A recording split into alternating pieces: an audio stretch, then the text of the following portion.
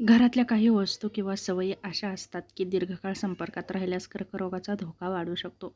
पण हे लक्षात ठेवा, या वस्तूमुळे ताबडतोब कर्करोग होत नाही, पण दीर्घकालीन आणि जास्त प्रमाणात संपर्क टाळणं गरजेचं आहे. जसं की प्लॅस्टिकच्या वस्तू गरम अन्नासाठी. काही प्लॅस्टिक हे घातक असतात. गरम अन्न पाणी प्लॅस्टिकमध्ये जर ठेवलं तर हे रसायन अन्नात मिसळू शकतं.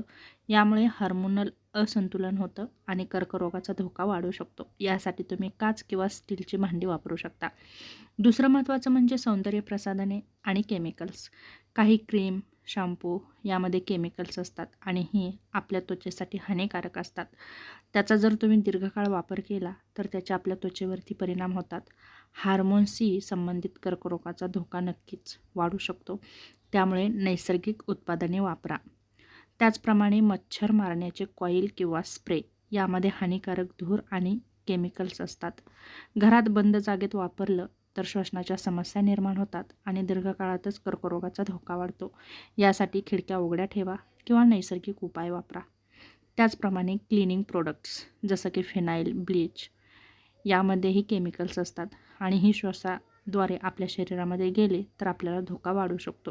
यासाठी तुम्ही हे वापरताना हातमोजे वापरा, व्हेंटिलेशन ठेवा. जळलेले किंवा जास्त भाजलेलं अन्न, खूप भाजलेलं किंवा जळलेलं अन्न जर खाल्लं तरीही धोका वाढू शकतो. यासाठी अन्न जास्त भाजू नका किंवा जास्त शिजवू नका.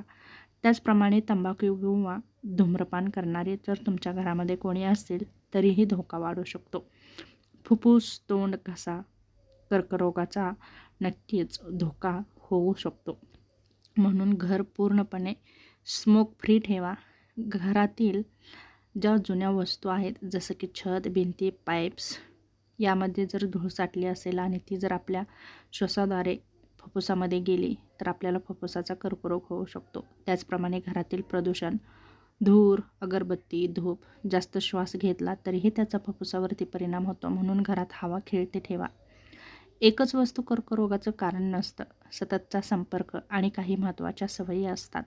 यामुळे आपल्याला कर्करोग होऊ शकतो. म्हणून घरामध्ये स्वच्छता ठेवा, योग्य वस्तूंचा वापर करा आणि जागरूकतेने वापर करा.